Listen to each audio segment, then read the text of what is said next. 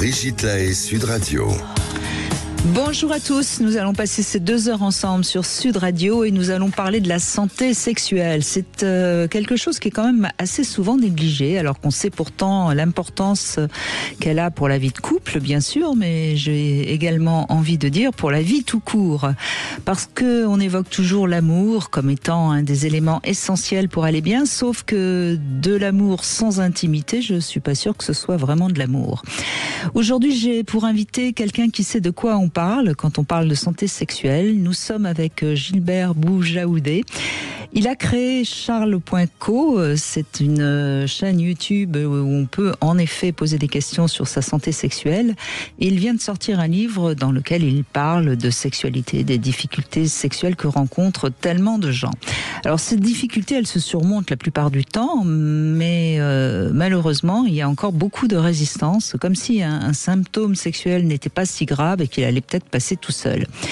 Eh bien non, il faut en parler, c'est ce que nous allons faire durant ces 2 heures. Donc n'hésitez pas à venir parler de vos petits symptômes sexuels ou de vos gros symptômes sexuels, de vos difficultés de sexualité dans le couple. Et comme ça, on va vous aider à les dépasser. Et pour ça, vous nous appelez au 0826 300 300. Vous pouvez également envoyer un SMS, Brigitte 7 20 18. Merci d'être avec nous, Merci pour l'invitation. Gilbert Boujaoudé. Alors, vous racontez un petit peu dans le début de ce livre qui s'appelle Amour et sexualité, c'est pas si compliqué, ça je suis pas sûre, mais c'est vous qui le dites. C'est aux éditions Solar. Donc, vous racontez un petit peu le début de votre histoire. Hein. Vous êtes né au Liban, vous faites médecine, hein, parce que vous êtes médecin. Moi, je ne suis pas médecin, donc c'est important aussi parce que parfois, quand même, le problème de sexualité est d'ordre physiologique. Et alors c'est très rigolo parce que ça c'est quelque chose que j'ai découvert dans votre livre. Les gens préfèrent finalement que ce soit un problème mécanique ou anatomique plutôt que psychologique, alors que a priori ça se réglerait. Mais oui. C'est pourquoi ? C'est limite. Je me souviens même d'une personne chez qui on suspectait en fait une tumeur à l'hypophyse qui serait à l'origine du problème de libido, et puis finalement il n'y avait aucun problème ni hormonal ni de tumeur. Et qui m'a dit littéralement, il n'y a pas de tumeur, avec une déception. C'est fou. Et c'est à ce moment-là qu'elle a percuté en disant, mais qu'est-ce que je raconte ? Oui, parce que là... Parce que ça donne une impression que si c'est un problème physique, médical, on va avoir un traitement, c'est réglé, merci, au revoir. Alors que si c'est un problème psychologique, c'est il va falloir travailler. Qu'est-ce que c'est exactement ? Qu'est-ce qu'on va me trouver ? Qu'est-ce qu'il va falloir faire, etc. Donc, c'est pour ça que des fois... les personnes ont fait une prise de sang, par exemple, chez les hommes. Ben non, votre taux d'hormones, il est tout à fait normal. Mais tout ça vient, ma baisse de libido. Alors, oh là là, c'est comme si le fait que ça soit physique, ça rassurait sur la solution, en fait. Oui, c'est ça, c'est une solution toute trouvée, un petit médicament. Surtout qu'aujourd'hui, contrairement à il y a 30 ans, on a tout ce qu'il faut pratiquement sur le plan médicament pour soigner une panne d'érection. Beaucoup de médicaments. Enfin, Pas chez les femmes. Non. D'ailleurs, dans mon livre, j'explique. Non, mais en même temps. De retard. Mais oui, mais est-ce que vous pensez vraiment qu'on peut trouver un jour un médicament pour le désir ? Oui, et j'explique dans mon livre oui, comment. Je sais bien, mais je reste J'explique sceptique. que ça sera totalement par hasard, exactement comme ce qui est arrivé pour les hommes. Je rappelle que les 2 grandes révolutions ont été découvertes totalement par hasard. La première. Au départ, c'était pas pour les injections intracaverneuses, c'était limite une erreur de manipulation pendant une intervention chirurgicale. Et le sildenafil, je rappelle que, c'est-à-dire le fameux Viagra et tout ce qui est arrivé après, l'amélioration de l'érection est un effet secondaire de ce médicament. Et ensuite, donc, je pense qu'un jour, il y a un traitement... Comme d'ailleurs le médicament pour contre l'éjaculation précoce. Exact. C'est un antidépresseur. Je pense qu'un jour, il y a un traitement qui sera mis en place pour quelque chose, et puis on va dire, tiens, ça améliore. Là, je ne suis pas d'accord avec vous, si vous me permettez, Gilbert Boujaoudé, c'est que le désir, c'est pas une maladie. Non. Donc, il n'y a pas... Par contre, je pense qu'il n'y a pas une baisse de désir, mais des baisses de désir. Les raisons sont multiples. Et une des baisses de désir est, pour moi, d'origine neurobiologique. Et ce sera que celle-ci qui sera travaillée. Et je vais même aller plus loin en comparant à ce qui se passe du côté masculin. Je n'aime pas le faire parce que je trouve que c'est même une des grandes erreurs qu'on a commises en médecine sexuelle, c'est de comparer ce qu'on fait chez les hommes et chez les femmes. C'est ce qui a fait qu'on a eu beaucoup de retard chez les femmes. On partait du principe que, puisqu'on fait ça chez les hommes, on va essayer ça chez les femmes. Sauf qu'à ma connaissance, c'est pas le même corps. Voilà.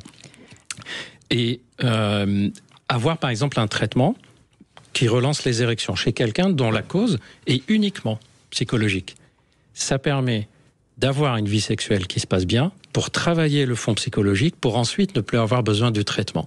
Je pense que quelque chose comme ça, dans le domaine féminin, serait quand même le bienvenu dans certains cas. C'est-à-dire qu'il faudrait au moins régler tous les problèmes de douleur. On est bien d'accord. Ne serait-ce que c'est quand même un des grands problèmes des femmes. Alors, on sait les améliorer. Le problème de nos jours, c'est plutôt le retard du diagnostic que le traitement des douleurs. C'est-à-dire, il y a une enquête, par exemple, qui a été faite il y a plus d'une dizaine d'années maintenant. Les femmes qui ont ce qu'on appelle les vestibulodynies provoquées, c'est-à-dire des douleurs à l'orifice du vagin, sans lésion. C'est-à-dire, quand on regarde, on ne voit pas quelque chose de particulier. On s'est rendu compte qu'elles font 4 à 5 professionnels de santé différents avant de tomber sur un professionnel de santé qui connaît ce type de douleur et comment on les soigne.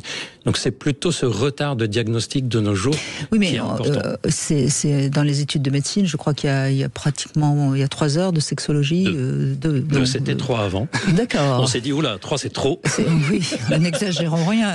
3 heures de médecine sexuelle sur 9 ans de parcours quand même, c'est beaucoup trop. Eh bien on va faire 2 heures. On va faire 2 heures ensemble. J'espère que ça baissera pas à 1 heure dans quelques années. J'espère aussi. Amour et sexualité, c'est pas compliqué, c'est aux éditions... pas si compliqué. Oui, pardon. Le si fait la différence. Oui, c'est aux éditions Solar. Alors, vous êtes un médecin star, puisque grâce à votre chaîne, plus d'1 million d'abonnés, Charles Poinco, on vous connaît bien. On va au cas par cas, là, aussi, avoir des témoignages. Votre livre est vraiment très chouette, je le dis pour ceux qui nous écoutent, parce qu'à la fois, vous racontez des histoires, donc ça se lit très facilement, et en même temps, après chaque histoire, vous êtes très précis avec votre point de vue qui parfois peut être un peu différent de ce qu'on entend souvent. La santé sexuelle, c'est quelque chose de relativement récent, bien que quand même, c'est depuis les débuts des années 80. Donc on devrait penser qu'aujourd'hui quand même, tout le milieu médical connaît quelque chose, malheureusement. Et pourtant non. On sait par exemple que dans des enquêtes en France, mais c'est à peu près les mêmes chiffres dans beaucoup de pays, quand on demande à des médecins, y compris gynécologues, urologues, c'est-à-dire qui s'intéressent normalement à ce type de problématiques, quand on leur demande s'ils posent la question spontanément, de même aux patients, comment ça se passe sur le plan sexuel, 10% seulement disent poser la question d'eux-mêmes. Ce qui veut dire que 90% des médecins considèrent que ce n'est pas leur rôle ou, comme on disait tout à l'heure, ne sont pas suffisamment formés pour pouvoir considérer que c'est leur rôle. Et en 2 heures de formation, c'est vrai qu'on n'est pas armé. Peut-être parce qu'on n'a pas assez pris conscience que, et ça vous le dites dans votre livre, et moi je suis tout à fait d'accord, que la sexualité c'est d'abord s'occuper de soi-même. Oui. Et si on ne va pas bien, c'est difficile d'avoir une bonne sexualité, mais peut-être parce que notre sexualité n'est pas bonne, on peut aller s'occuper de soi. Exactement. C'est souvent d'ailleurs une très bonne occasion, quand on a des difficultés ou des interrogations sexuelles, et qu'on améliore ça. C'est pas que la sexualité qu'on améliore. On améliore tout ce qui tourne autour, dont le bien-être. Dont son optimisme d'ailleurs. Psychologiquement, physiquement, etc. Et dans mon livre, je vais plus loin, je pèse mes mots quand je dis s'occuper des problèmes sexuels de quelqu'un, c'est pas seulement lui permettre d'avoir une vie sexuelle épanouie, c'est aussi lui permettre d'aller mieux psychologiquement, physiquement, et parfois sauver la vie au sens littéral.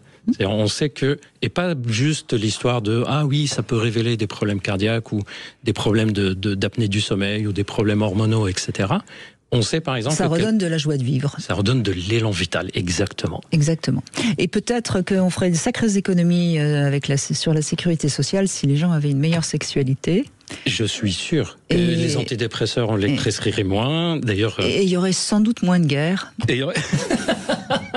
Donc, on va œuvrer pour la paix tous les deux durant ces 2 heures, et on vous invite évidemment à nous rejoindre 0826 300 300. N'hésitez pas. Sud Radio. Sud Radio. Parlons vrai. Parlons vrai. Sud Radio. Parlons vrai. Brigitte Lahaie, Sud Radio.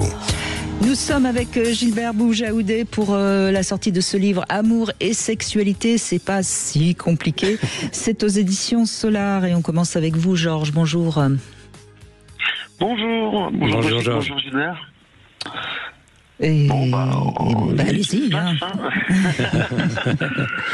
Non, j'ai une relation de 7 ans avec ma conjointe. Ça se passe très bien. Et burn-out, antidépresseur. C'est vous qui...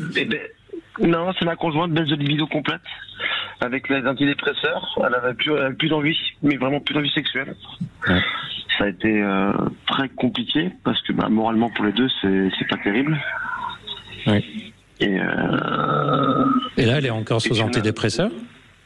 Non, on a passé le cap déjà. On a passé ce cap-là de plusieurs antidépresseurs. Mais est-ce qu'elle a retrouvé sa joie de vivre justement, ou est-ce qu'elle est encore parce que le burn-out, ça c'est long, pour que ça disparaisse totalement.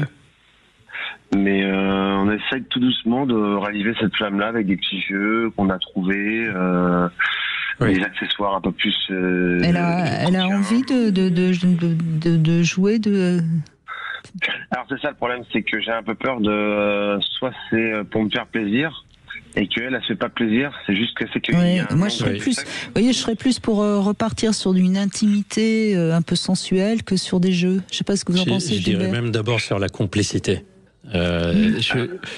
Déjà sur l'histoire des antidépresseurs, certains effectivement peuvent couper complètement la libido. Je vous rappelle que les antidépresseurs, un de leurs effets, c'est de calmer les émotions, dont les émotions négatives. Sauf que malheureusement, ils peuvent calmer toutes les émotions en même temps, dont les émotions sexuelles. Attention, certaines personnes sous antidépresseurs retrouvent leur libido, quand la baisse de libido était liée à la dépression. Bref, en tout cas, voilà, il y a le burn-out, il y a les antidépresseurs. Par contre, quand on a une période comme ça, moi je suis totalement d'accord. Avant de commencer à retrouver la sexualité, il faut déjà commencer à retrouver l'intimité et la complicité à deux. D'avoir des moments où chacun de vous deux s'occupe de lui-même, des moments seuls, des moments de qualité à deux, et ensuite commencer à retrouver la complicité progressivement. Et puis moi j'irai un tout petit peu plus loin, Georges. Je crois que... Quel âge elle a, votre compagne ? 38. Bon, 38 ans, c'est donc une étape importante. On approche de des fameux 40, 42 ans. Parce qu'un burn-out, ça signifie quand même toujours quelque chose qui provoque une sorte de perte de sens ou une perte d'envie. Et je crois qu'il faut pas... La sexualité, bien sûr, elle est importante, et si ça signifie quelque chose. Mais c'est aussi peut-être la face apparente de l'iceberg. Qu'est-ce qui fait que chez cette femme, tout d'un coup, elle perd l'envie ? Et quand je dis l'envie, c'est l'envie au sens large du terme, voyez ? Elle a craqué, elle a juste baissé les bras par rapport à tout ce qui l'entourait, et même si j'essaie de s'en plier, quand vous n'avez plus envie de sexe, ça c'est... Oui, mais bien sûr, Georges, mais... J'entends tout à fait, mais le burn-out serait uniquement dû au travail ? Ouais, c'est ça, tout à fait. Vous ne nous voyez pas, Georges, mais on hésite tous les deux, parce que c'est rare que ça soit uniquement dû au travail. S'il y a quelque chose par lequel je vous conseille aussi de commencer, c'est de poser la question à madame, et de vous poser la question à vous aussi. Qu'est-ce que je pourrais changer dans ma vie de tous les jours qui me rendrait mieux ? Avant de parler de la sexualité, c'est-à-dire que déjà que je me sente bien dans ma vie de tous les jours. Est-ce que vous avez l'impression qu'elle a retrouvé des envies où toutes ces envies sont diminuées ? Pas envie de bouger, pas envie de voir du monde, pas envie de faire des activités, pas envie de sexe, ou elle a retrouvé toutes ses envies sauf l'envie sexuelle ?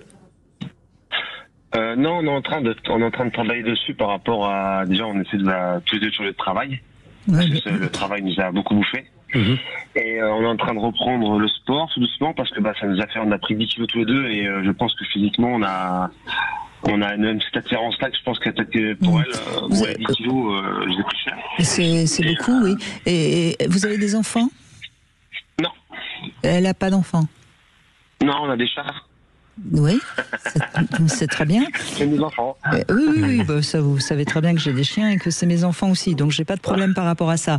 Mais c'est pas anodin non plus. 38 ans, pas d'enfants. Il y a le projet d'avoir des enfants ? Du tout. Pourquoi pas? Ce n'est pas dans nos projets. On en a parlé longuement, pour l'instant, c'est pas priorité. Et pardon, vous pouvez me dire, Georges, si j'ai bien compris, elle a pris du poids ou vous avez pris du poids ou tous les deux, c'est ça? Tous les deux, mais moi, ça a été plus visible. D'accord. Avec mon bidou. Et une question qui peut faire sourire, mais qui est importante, est-ce qu'elle ronfle la nuit? Non, elle ronflait, elle est passée avec un appareil et maintenant c'est moi qui ronfle. D'accord. Parce que c'est un élément qu'on oublie souvent, et je l'évoque d'ailleurs dans le livre, la qualité du sommeil. Pas seulement l'apnée, la qualité du sommeil. Je peux vous dire que vous privez quelqu'un de bien dormir pendant 3-4 jours. Au bout de 4 jours, il va fantasmer sur le lit et sur rien d'autre, hein, tellement on est crevé dans ces cas-là. Donc je pense qu'il y a plein de petits détails à améliorer et pas juste la libido. On le disait tout à l'heure au début de l'émission, quand on a un problème avec la sexualité, il faut s'occuper d'abord de soi et pas directement de la sexualité. J'ai l'impression que vous avez peut-être été trop vite en allant directement vers les jeux sexuels, etc., pour réveiller la libido. Non, c'est même pas moi en fait qui a été trop vite par rapport à ça. C'est même elle qui a été amenée à me oui, mais alors Georges, excusez-moi Georges, si cette femme qui n'a plus de libido vous dit on va faire des petits jeux, il y a quelque chose qui colle pas. Oui. C'est-à-dire que elle est pas en relation avec elle-même. Donc moi je suis d'autant plus sur cette piste qu'il y a quelque chose qui a provoqué le burn-out. Certes, il y a le travail, mais il y a en amont dans sa vie, et sans doute qu'il faudrait remonter peut-être à l'adolescence ou à l'enfance, il y a quelque chose qui a besoin d'être révélé pour qu'elle se libère. Alors, je suis déjà remonté aussi loin, ne vous inquiétez pas. À force de vous écouter, j'ai bien travaillé là-dessus. Pourquoi c'est vous? Vous savez, j'aime beaucoup quand dans un couple on se soutient, on essaye de se comprendre, etc. Et c'est très bien. Par contre, attention, quand dans un couple on commence à être un peu le thérapeute de l'autre, ça peut beaucoup impacter négativement la libido. Par exemple, si madame a l'impression que vous êtes en train de l'analyser pour l'aider, c'est super difficile ensuite de se sentir juste dans le jeu de séduction. Révéler des faiblesses qu'on a, parfois on n'a pas envie de les révéler à notre partenaire et de les travailler en dehors. C'est vous qui avez voulu tout comprendre d'elle ou c'est elle qui a voulu parler avec vous? Nous deux, on s'est mis ensemble, on a fait le point à deux. D'accord. Donc, mais votre couple, moi j'ai l'impression que votre couple est solide, donc c'est pas ça le problème. Oui. C'est quelque chose qui, pour moi, elle est peut-être pas tout à fait consciente de ce fardeau qui remonte à pas mal de temps et qui quelque part l'empêche parce que c'est pas logique qu'elle vous propose des petits jeux alors qu'elle a perdu sa libido. Ça veut dire qu'elle a envie de retrouver sa libido pour vous et pas pour elle. Donc il y a quelque chose qui colle pas chez elle. Ou qu'elle a envie de retrouver l'envie, mais qu'elle sait pas trop comment faire. L'envie est présente quelque part en arrière-plan. Et je suis totalement d'accord sur un point. Je pense que le burn-out n'est pas le point de départ des problèmes. Je pense que c'est plutôt un révélateur de quelque chose qui se préparait depuis un moment. Sinon, on ne craque pas comme ça. Et d'ailleurs, les antidépresseurs, c'est rare qu'on les prescrive uniquement pour un burn-out. Normalement, le burn-out, ça relève pas d'un traitement antidépresseur, c'est qu'il y avait d'autres symptômes de mal-être qui allaient avec. Je pense vraiment que plutôt que d'aller directement vers travailler, faire des exercices, des astuces, etc. pour réveiller la libido, plutôt se poser, comprendre par contre, vu que à deux, malgré votre complicité, malgré la bonne entente entre vous, vous n'arrivez pas à trouver, vous n'arrivez pas à mettre le doigt sur quelles sont les choses qui bloquent. Je pense qu'un travail spécifique là-dessus, à part, serait vraiment le bienvenu du côté de madame. Et peut-être elle toute seule pour l'instant. J'insiste, elle toute seule. Parce qu'elle a déjà beaucoup travaillé avec vous. Ouais. Mais encore une fois, Georges, ce sont nos pistes qu'on vous donne. Après, c'est vous qui l'a côtoyé. Et puis, mais en tout cas, soyez un peu patient. Ça peut revenir. Un dernier conseil, Georges, ne cherchez pas. Je ne sais pas si vous le faites, mais c'est un conseil que je profite pour le donner à tout le monde. Dans des situations comme ça, ne cherchez pas à retrouver ce qui se passait avant. Parce que si c'était aussi équilibré que ça, on n'aurait pas eu toutes ces difficultés. Cherchez à créer quelque chose de nouveau. de reconstruire limite une nouvelle relation sexuelle à deux. Surtout que 7 ans, c'est un cap important dans un couple. Merci beaucoup Georges, on fait une petite pause, on se retrouve avec notre Love Conseil, on va parler de notre zone de sécurité. 14h-16h, Brigitte Lahaie, Sud Radio. Brigitte Lahaie, Sud Radio, le Love Conseil. Alors Gilbert Boujaoudé, on va parler de notre zone de sécurité. On a une zone de sécurité dans laquelle nous pouvons intégrer ce qui nous arrive. Et quand le stress est trop fort, c'est justement parce qu'on est sorti de cette zone de sécurité. De même que lorsqu'on a une hyperactivité, c'est pareil, on veut sortir de cette zone de sécurité, mais là c'est une sorte de sortie par le haut, si je puis dire, une fuite dans le sport, dans le travail, et c'est pas terrible non plus. Et alors, notamment lors d'une dispute, dans un couple, souvent l'homme va sortir par le haut et il va aller faire son footing plutôt que d'accepter de garder son stress. Bref, et c'est vrai, on le voit aussi lorsqu'on se sent agressé. Il y a des gens qui vont attaquer, d'autres qui vont au contraire perdre tous leurs moyens. Bon, bref. Alors, si aucun moyen n'est à notre portée, c'est à ce moment-là peut-être qu'arrive le burn-out ou la dépression ou la résignation. Enfin, en tout cas, quelque chose qui fait que tout d'un coup, on va perdre son élan vital. Et donc, c'est vraiment important de se rendre compte lorsqu'on est un petit peu en train de sortir de cette zone de sécurité.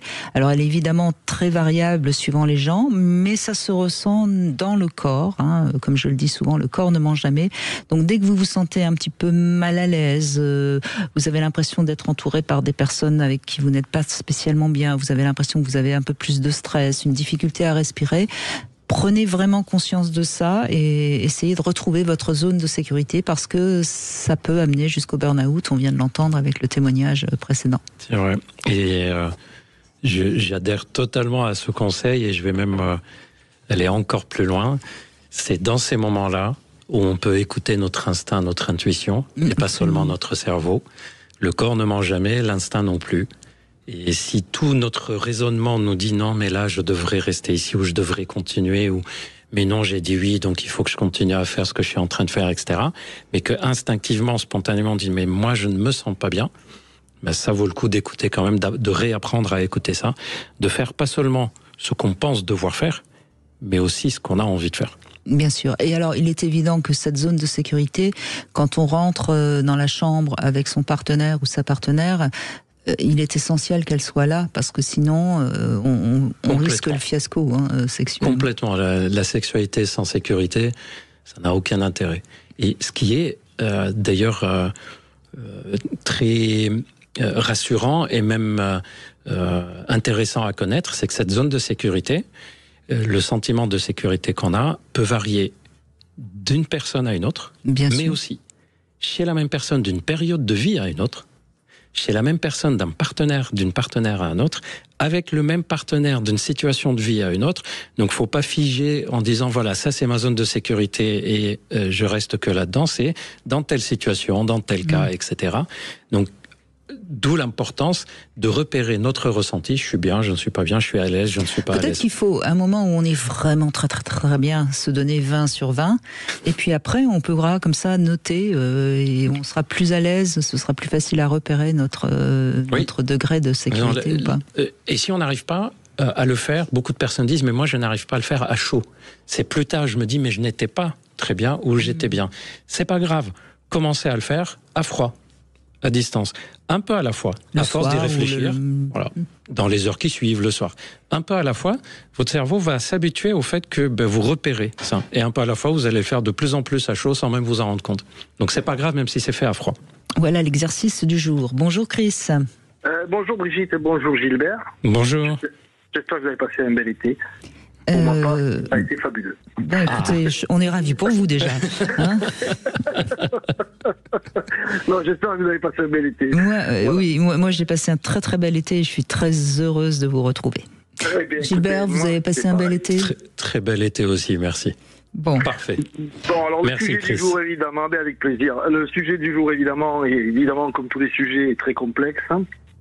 Difficultés sexuelles. Bon, alors j'ai un peu écouté l'émission depuis le début et je suis entièrement d'accord avec vous. Donc ça peut être d'ordre physique, psychologique, hormonal, il peut y avoir 1000 choses qui peuvent entraîner des difficultés sexuelles.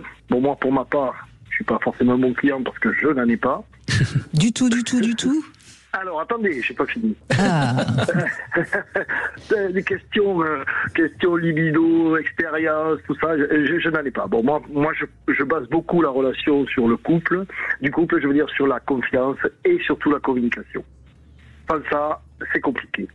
On peut arriver à avoir des difficultés sexuelles. Ensuite, ça peut être passager. C'est pas forcément quelque chose d'ancré.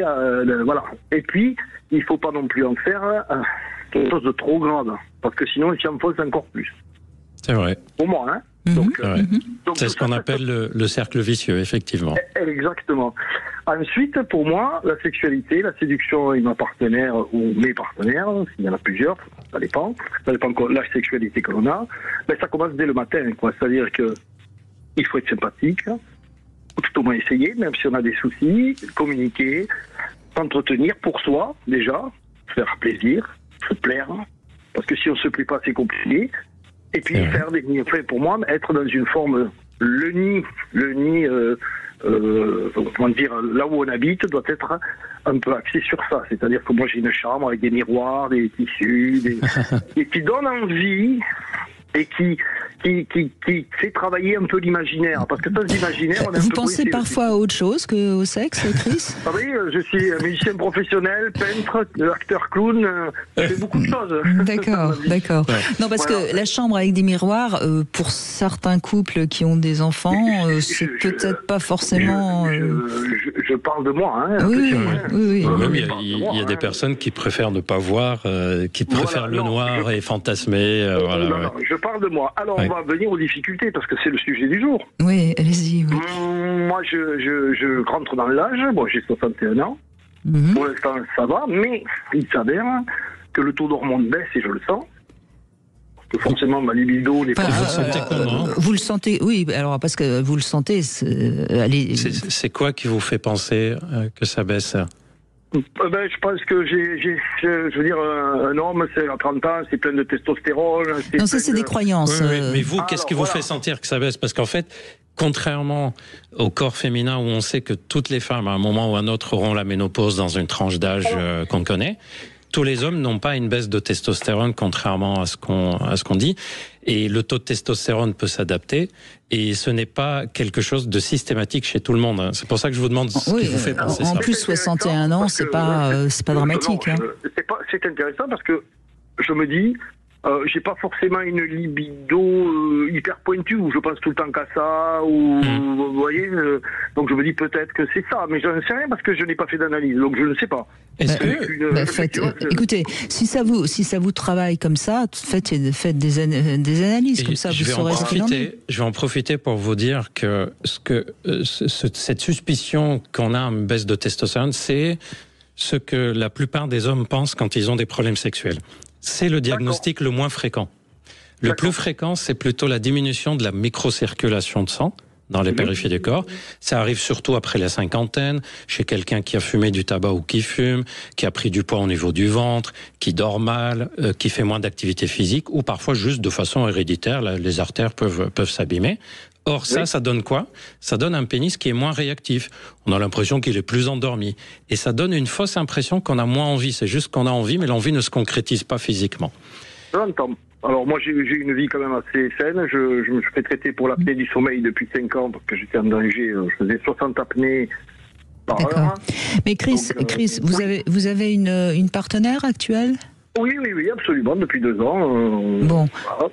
Mais vous êtes peut-être, depuis 2 ans, vous avez peut-être passé déjà le cap où on est très, très, très attiré et très dans le désir. Et puis bon, ça s'est peut-être un peu calmé. Vous avez quand même un métier où beaucoup de libido passe. Oui, tout à fait. Donc vous avez 61 ans, que ça soit un petit peu plus tranquille, ça n'a rien d'étonnant. Alors, plus tranquille, je sais pas. En tous les cas, j'ai fait l'amour hier soir, j'ai fait l'amour avant-hier soir, j'ai fait l'amour avant-hier soir. Ah oui, super tranquille en fait. Ouais. En fait, vous êtes un peu. Non, moi je crois dans ce que vous me dites. Le diagnostic que je ferai, Chris, c'est que vous avez tellement peur que ça fonctionne plus que vous vous mettez la pression. Je l'entends. Je suis d'accord avec vous. Je ne pourrais pas là-dessus. vous mentir. Parce que parfois, il m'arrive aussi de me faire aider par un petit cacheton, je tairai le nom. Ouais. Voyons, et ça me permet aussi parfois d'être un peu plus en forme. Je libère mon esprit en disant mais là ça va fonctionner. Ce qui veut dire alors que j'en ai pas besoin. Ce qui veut dire que c'est pas un manque d'envie réellement que vous avez, parce que ces médicaments-là n'améliorent pas l'envie. Ça permet juste de concrétiser l'envie que vous avez. Par contre, dites-moi, est-ce que vous êtes du genre à vouloir anticiper les choses, prévoir que tout soit bien fait, organisé ou pas? Non, je suis un improvisateur, moi. Et vous avez un côté très émotif, très émotionnel, c'est-à-dire vous êtes très sensible aux choses. Je suis hyper sensible, oui. Ouais. Donc parce que je pense que, comme disait Brigitte tout à l'heure, avec le côté émotionnel que vous avez, si vous remarquez une légère baisse de cette intensité des émotions, vous pouvez faussement l'interpréter comme une diminution du désir. Tout à fait. Et donc, profitez plutôt, je vous conseille vraiment de prendre conscience de tout ce qui va bien. Vous avez dit que là, ça fait 3-4 jours de suite que vous avez des relations. Oui, mais qu'une fois par jour. Ah oui, pardon. Excuse. Même plus parce que j'arrive d'une semaine un peu tendue, donc vous c'était super. Donc voilà. Je suis actif, on va dire. Plutôt focaliser l'attention sur ça, sur tout ce qui est vivant chez vous. Moi, je suis sûr qu'il y a plein de personnes de 60 ans qui nous écoutent, qui sont en train de dire, mais moi, j'aimerais bien être dans cet état-là aussi. C'est possible. C'est possible. Et plutôt, vous savez, d'enlever cette idée de la tête que l'âge est en lui-même un facteur qui fait que notre sexualité va finir par se dégrader, parce que le fait de le penser fait que, avec les années, on finit par être moins bien pour rien. Le fameux effet nocebo. Exact. Et finalement, vous voyez, je pensais que le sujet ne pourrait pas m'intéresser, enfin, ne pourrait pas me toucher, mais il me touche énormément et c'est intéressant. Mais oui. Et c'est super, ouais. Et c'est quelque chose, en fait, vous allez voir que ce n'est pas tellement l'âge en lui-même qui va jouer un rôle sur notre sexualité, c'est plutôt notre vécu, nos envies, notre état de forme général. Est-ce qu'on prend soin de nous ou pas? Est-ce qu'on prend soin de notre couple ou pas, etc. Donc ne vous mettez pas la pression en disant « Oh mon Dieu, ça y est, 60 ans, dès que j'ai une baisse de libido, ça y est, c'est l'âge. » Ben non, ça peut être juste la fatigue, ça peut être juste une période transitoire. Surtout ne pas entrer dans ce phénomène-là de douter de quelque chose qui n'est pas de l'ordre de l'anomalie, en fait. Tout va bien. Tout va très bien. Passez un bel automne, Chris. Merci en tout cas, merci de votre échange. On fait une petite pause, on se retrouve dans un instant. Vous voulez parler à Brigitte Lahaie, 0826 300 300. 14h-16h, Brigitte Lahaie, Sud Radio. Nous sommes aujourd'hui avec Gilbert Boujaoudé, vous êtes médecin, sexologue et vous avez également écrit ce livre qui vient de sortir, Amour et sexualité, c'est pas si compliqué, c'est aux éditions Solar. Vous donnez énormément de conseils, aussi bien pour les femmes qui manquent de désir que pour les hommes. Enfin bon, c'est un petit livre à mettre dans sa table de chevet, hein, pour aller voir quand il y a une petite difficulté. Marie, bonjour. Oui, bonjour Brigitte et bonjour à votre invité Gilbert. Bonjour Marie. Bonjour. Alors, en ce qui me concerne, je voulais témoigner. Le problème, entre guillemets, que je rencontre, c'est pas sur le plan... Alors, ce n'est plus, je dirais, sur le plan de l'acte sexuel en lui-même, parce que j'ai connu des années où j'avais absolument pas de libido. Enfin bon, j'aimais pas du tout faire l'amour et avoir une relation. Aujourd'hui, c'est plus le cas du tout. J'apprécie bien. Par contre, j'ai du mal à aller vers mon mari, qui aujourd'hui, voilà, est mon mari. On est ensemble depuis 12 ans. Parce que j'ai toujours la peur de me faire rejeter. Donc, c'est pas évident pour moi et ça l'est pas non plus du coup pour lui parce qu'il me l'a encore fait part il y a 15 jours à peu près que c'était toujours lui qui venait vers moi. Donc il aimerait que vous preniez l'initiative des relations, c'est ça? Oui, c'est ça, oui. Il en souffre, mais vous lui avez expliqué pourquoi vous n'allez pas vers lui? Oui, il est au courant, mais pour autant, j'ai quand même malgré tout. Alors, il le sait, et bon, il est pas insistant et il ne reproche pas. Est-ce que vous auriez, imaginons que c'est pas compliqué pour vous d'y aller, est-ce que vous en avez parfois envie? Oui, Ah oui, l'envie, j'en ai, alors moins que lui, je pense. D'accord, mais de temps en temps, vous aimeriez pouvoir faire le geste de... Est-ce que vous pourriez pas trouver quelque chose, par exemple, vous mettez sur le réfrigérateur un aimant, et quand il va vers un certain côté, ça veut dire que vous avez envie, et puis il le verra, et il pourra venir vers vous. L'idée de Brigitte, c'est plutôt que de prendre l'initiative, de montrer que vous aimeriez la prendre. Vous voyez, vous annoncez la couleur. Et dites-moi, est-ce que vous êtes comme ça pour beaucoup de choses, pas que pour la sexualité ? Est-ce que vous avez peur de prendre l'initiative par peur qu'on vous reproche de vous tromper ? Peur de dire ce que vous pensez en général, peur d'exprimer vos émotions. Vous n'aimez pas qu'on vous dise non, c'est douloureux pour vous si on vous dit non, quand vous demandez quelque chose ? Non, c'est pas douloureux si on me dit non, c'est plus la peur de me faire remarquer ou d'être ridicule, voilà. La peur de l'erreur. D'être ridicule. Je pense, oui. Ouais. D'être ridicule, c'est par exemple au boulot, si vous avez une idée, vous savez pas la formuler ? Alors la formuler si, mais je vais pas la dire parce que j'ai peur de me tromper. C'est ça. C'est comme quand on est gamin en classe, on connaît la réponse, mais on lève jamais la main, quoi. Ah bah c'était exactement moi ça. C'est une éducation que vous avez reçue ? J'ai pas l'impression. Vous n'avez pas le son. On vous a pas encouragé, en tout cas enfant, à vous exprimer. Non, non plus, non. Donc après, il y avait ça criait beaucoup à la maison, donc je pense que. Donc vous avez appris à pas trop embêter les autres. Pas de bruit. Hein. Oui, ça va. J'ai toujours peur d'embêter, effectivement. Alors ça, je ne veux pas déranger. Je préfère me débrouiller et toute seule et ne pas solliciter d'aide parce que. Vous souffrez de ce comportement qui vous enferme un peu ? Non, j'en souffre pas, mais plus par rapport à mon. C'est juste par rapport à votre conjoint. Si c'est juste par rapport à votre conjoint, il y a des tas d'astuces qui peuvent vous permettre de lui montrer que vous avez envie, sans être obligé d'aller vers lui et sans être obligé de lui dire. Pourtant, on est persuadé, enfin moi en tout cas, je suis persuadée que si vous y allez n'importe quand, il sera toujours d'accord. Hein. Ah mais totalement. Oui, ça aussi. Et je vais même vous poser une question, si vous voulez bien. Imaginons que vous y allez et qu'il n'a pas envie. Qu'est-ce qui se passerait ? Quelle est la pire chose qui se passerait à ce moment-là ? La pire chose, c'est que on fasse pas l'amour et puis c'est tout. Mais c'est pas la pire, ce serait pas gênant entre guillemets. Donc il y a pire comme pire, quoi. Oui, tout à fait. Oui. Mais vous ressentez. Qu'est-ce que vous ressentiriez ? Pardon, on y arrive. Qu'est-ce que vous ressentiriez si jamais vous allez vers lui ? Et qu'il n'est pas réceptif, quoi. Ouais. Non, j'ai pas. Excuse-moi, je suis fatiguée, j'ai pas envie.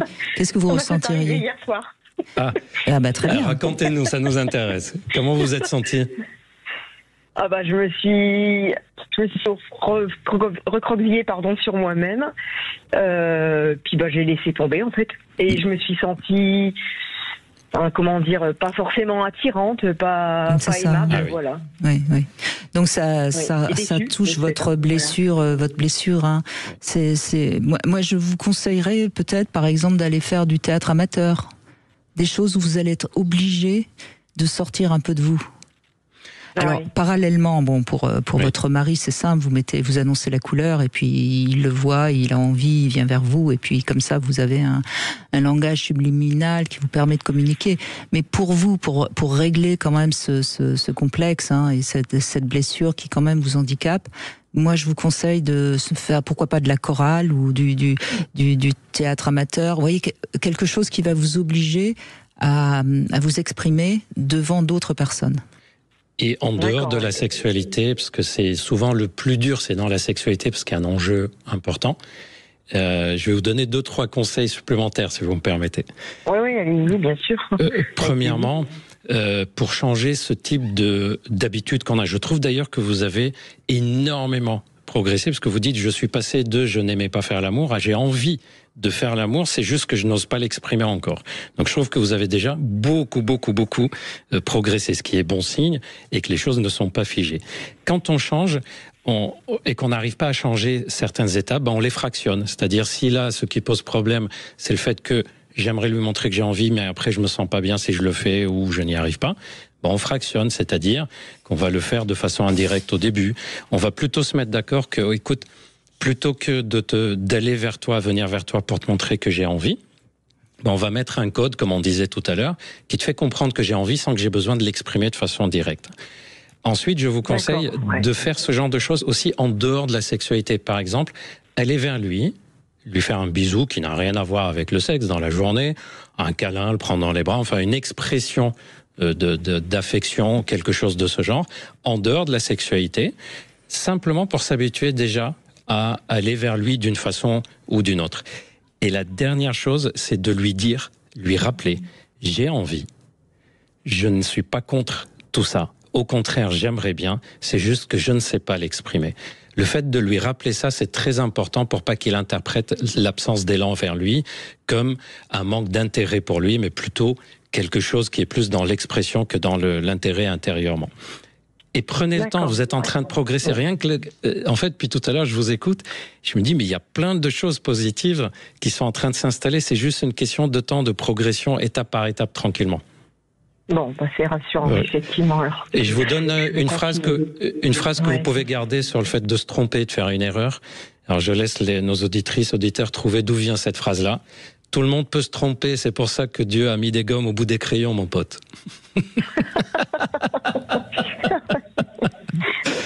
C'est pas grave si on se trompe. Par exemple, hier, vous voyez, quand vous avez dit que vous avez été vers votre partenaire et puis finalement il n'avait pas envie, puis vous êtes senti mal. En fait, moi, je me suis dit, mais pourquoi? Au contraire, hier, elle lui a montré qu'il n'y a pas de problème de ce côté-là. Oui, hier, vous avez su y aller. Au contraire, vous êtes en train d'inverser les choses. Vous voyez, c'est une réussite. C'est toujours la même chose. On peut voir les choses du côté noir ou du côté blanc. Hier, vous avez réussi. Vous avez levé quelque chose qui vous était reproché. Vous avez réussi à le dépasser, au contraire. Oui, mais c'est pas évident parce que malgré tout, j'ai pris... Bon, je lui ai posé la question. Je lui ai dit, je peux venir? Et il m'a répondu, mais bien sûr, mais il n'a pas bougé du tout. Donc je me suis... il attendait peut-être que vous fassiez tout. Je sais pas, mais bon, il a continué à... il faut peut-être... sa position, il a télé. Alors, ce qui serait quand même bien, c'est ce soir de demander-lui pourquoi il n'a pas compris quand vous lui avez... Parce qu'en fait, il n'a pas compris. Quand vous lui dites, est-ce que je peux venir, c'est une avance que vous lui faites. C'est une des premières fois que vous faisiez ça? Non, je pense pas. Bon, en tout cas, c'est une proposition que vous lui avez faite et il l'a pas compris parce qu'il vous a répondu oui, bien sûr, viens près de moi, il n'y a pas de problème, mais il n'a pas compris que c'était une proposition que vous lui faisiez. Donc c'est important que vous puissiez en parler parce que comme ça, vous allez améliorer votre communication. Et vous allez pour une fois parler de moi, j'ai été vers toi et tu n'as pas réagi et pas l'inverse. Parce que si ça se trouve, vous allez quand même vers lui d'une manière plus discrète et il voit pas. Alors après, il vous reproche de jamais aller vers lui, mais si ça se trouve, vous y allez d'une certaine manière, voyez. Oui, probablement, effectivement. Donc, je vais en discuter avec lui. Je peux en profiter pour rappeler quelque chose, si vous voulez bien. Beaucoup d'hommes disent qu'ils aimeraient bien que leur partenaire vienne vers eux spontanément, que ce ne soit pas eux qui prennent tout le temps l'initiative du rapport sexuel. Et quand les partenaires se mettent à le faire, ils ne sont pas si à l'aise que ça. Pourquoi? Parce qu'ils s'imaginent que leur partenaire va venir vers eux qu'au moment où eux, ils ont envie. Sauf que vous pouvez très bien aller vers votre compagnon au moment où lui, il est contrarié, fatigué, pas en forme, ne s'y attendait pas, il n'a pas su comment gérer ça. Et il y a des hommes qui ne savent pas comment on gère une femme qui a envie d'elle-même et qui vient. Donc c'est pour ça que je vous conseille aussi d'en parler avec lui. Si ça se trouve, lui, il s'est senti en difficulté sur quelque chose, on n'en sait rien du tout. D'accord, oui. C'est ce que je vais faire, effectivement. Mais en tout cas, vous êtes vraiment sur la bonne voie, Marie. Soyez fiers de vous. Bon, ok. Oui, je confirme. Pour tous ces conseils, en tout cas, ça me rassure. Voilà, ça me fait du bien. Merci en tout cas d'avoir pris la parole et d'avoir osé vous exprimer. C'est tellement, enfin c'est déjà tellement chouette, hein, en effet, d'avoir réussi à apprécier la sexualité alors que c'était pas le cas lorsqu'elle était ado. Franchement, bravo. Alors, avant de donner la place aux infos, il y a une petite habitude dans cette émission. Je vais vous proposer une devinette. Et vous allez essayer de me trouver la réponse. Vous avez le temps des infos, évidemment. Alors, qu'est-ce que 2 trous dans un trou ? J'ai le droit à ChatGPT ou pas ? Non, vous n'avez évidemment pas le droit. Il faut que vous réfléchissiez. Vous pourriez trouver, mais je sais que les devinettes sont un peu tordues parfois, je le reconnais volontiers. En tout cas, on va continuer dans cette deuxième heure à évoquer la sexualité avec vous, à l'occasion de la sortie de ce livre, Amour et sexualité, c'est pas si compliqué, aux éditions Solar. Et puis, si vous avez envie de poser des questions à Gilbert Boujaoudé, je rappelle qu'il est médecin et sexologue, vous pouvez nous appeler au 0826 300 300, mais on se retrouve tout de suite après les infos. Sud Radio, votre avis fait la différence. C'est vrai que moi, ça fait des années maintenant que j'écoute Sud Radio et à chaque fois, c'est un plaisir de retrouver vos émissions du matin, de l'après-midi, du soir, c'est top. Sud Radio, parlons vrai. 14h-16h, Brigitte Lahaie, Sud Radio. Nous sommes en compagnie de Gilbert Boujaoudé, vous êtes médecin sexologue, vous avez également votre chaîne YouTube Charles.co qui marche très très très bien. Hein. Oui. Je crois que c'est même un succès. En nombre d'abonnés, on est numéro 1 des chaînes faites par un professionnel de santé en France. Ce qui montre aussi l'importance de la santé sexuelle, contrairement à ce que certains médecins croient. Hein. Même moi, j'ai été surpris. D'ailleurs, j'ai beaucoup de médecins, infirmiers, kinés qui me suivent sur YouTube et qui me disent mais tout ça je ne l'ai pas appris dans mes études. Et sur la chaîne, c'est pas une chaîne où on fait des jeux, on rigole, etc. Je suis assis un peu comme maintenant dans l'émission et on parle, on aborde des sujets. Et malgré ça, ça a du succès. Et ça m'a fait comprendre l'intérêt des personnes d'avoir des informations objectives. L'importance de pouvoir parler de ces sujets comme n'importe quel autre sujet, de ne pas devoir baisser la voix pour évoquer la sexualité ou de se cacher pour le faire. Et d'utiliser les bons mots.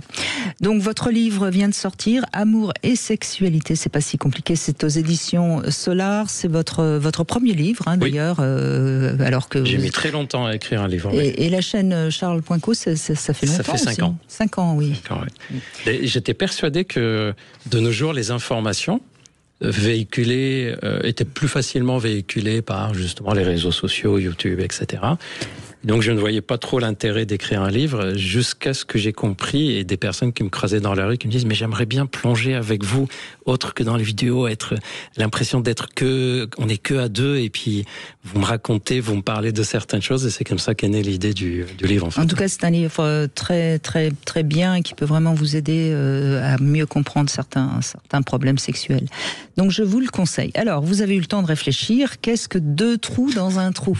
Vous avez... Non. Mais je ne sais même pas s'il y a une réponse à cette question. Mais si, vous allez... C'est un nez dans un vagin. Ah, et pourquoi ? C'est 2 trous dans un trou. Mais pourquoi mettre le nez ? Pourquoi pas pour sentir ? Pourquoi pas mettre le nez ? J'étais en train d'imaginer quelle position sexuelle amener le nez à être... Oui, mais... Si, ça y est. Ça arrive. Une position de cunilingus avec monsieur qui est derrière la femme. Oui, et puis qui a envie de sentir, qui a envie de renifler, il met son nez dans le vagin. Et vous savez, on parle de l'odeur. Pendant la période Covid, on s'est rappelé quelque chose qu'on avait oublié en médecine sexuelle, c'est que l'odorat participait à la libido. Bien sûr. Des personnes pendant la période Covid qui avaient perdu le goût et l'odorat avaient perdu leur libido. Sans jeu de mots, le sexe n'avait plus de goût pour eux. Mais bien sûr. Et ils l'ont retrouvé après, donc effectivement, un nez le dans goût et un l'odorat. Vagin. Ça fait 2 trous dans un trou. Voilà. Et oui. Et j'ai réussi. Devinette qui. Ah oui, là, j'ai séché là. Non, mais alors je vous rassure, c'est très rare qu'on trouve la réponse. Je suis pas sûre d'ailleurs que les auditeurs trouvent beaucoup la réponse non plus. Il faudrait que je fasse un petit jeu. Je suis pas sondage. Je suis pas sûre. Cécilia, vous aviez la réponse ? Non. Non, pas du tout. Non, non. Pourtant, ça vous est déjà arrivé qu'il y ait un nez dans votre vagin, non ? C'est pas très loin, en tout cas. On vous écoute, Cécilia, allez-y. Bonjour à tous les deux. Alors en fait, je voulais rebondir sur ce que vous venez de dire pour deux choses. L'une en ce qui concerne l'odorat. Alors même si c'est un petit peu décorrélé de ce que je pensais dire, mais j'ai été avec quelqu'un qui aimait énormément l'odeur des aisselles. Oui. Et ça décuplait le plaisir. C'était vraiment pour lui quelque chose d'extrêmement stimulant. Et le goût aussi? C'est-à-dire, il avait envie de lécher cette zone-là, par exemple? Éventuellement, mais c'était surtout l'odeur. Oui. Et ça vous surprend visiblement?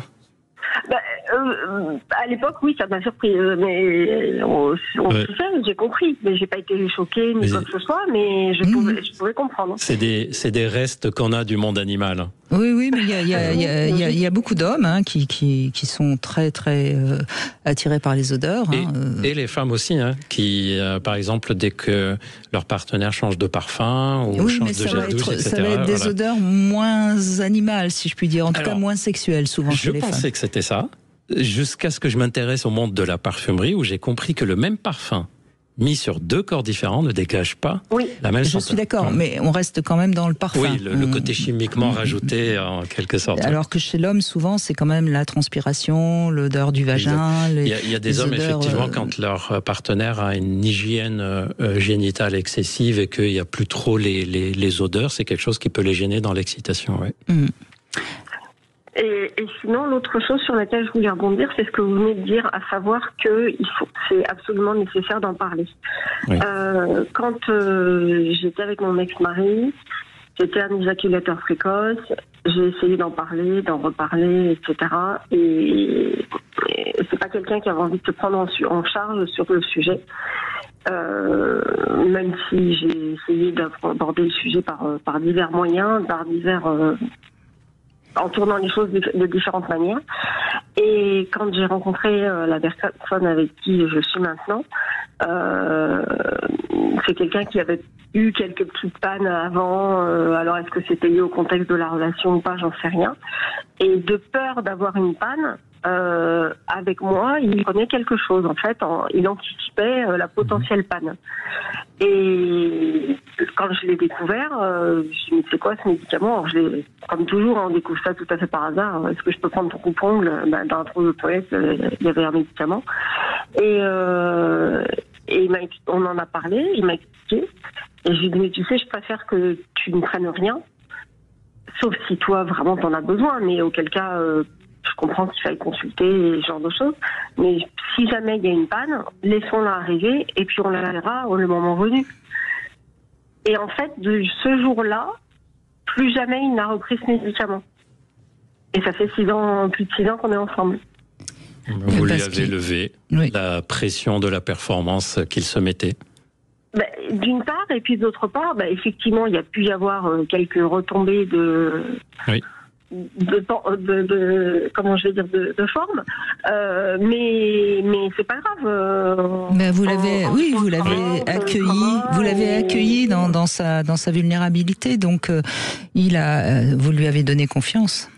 Oui, mais c'est tellement dommage de pas en parler, de pas en parler dans le couple ou avec un professionnel, etc. Et effectivement, toutes les émissions. Alors moi, je suis une fan de l'émission de Brigitte, mais quand alors je connais pas, je suis désolée, je connais pas votre chaîne YouTube, mais je trouve que c'est hyper important, hyper intéressant, et c'est vrai qu'aujourd'hui, alors les anciens médecins. Il y avait le côté parfois un peu bourru sur l'ancienne génération. Il pouvait y avoir le côté très, je vais dire, des médecins qui cherchaient justement à comprendre, à se former, etc. Même dans l'ancienne génération. Et dans la génération actuelle, j'ai l'impression qu'ils ont affaire à tellement de choses qu'effectivement, il y a plein de domaines sans pour autant avoir besoin de les maîtriser, mais au moins qu'ils puissent identifier la porte qu'il faut... Je suis d'accord avec vous. Oui, mais en même temps, je vais prendre un tout petit peu la défense des médecins. Ils n'ont pas beaucoup de temps à consacrer à chaque patient. Ils vont à l'essentiel.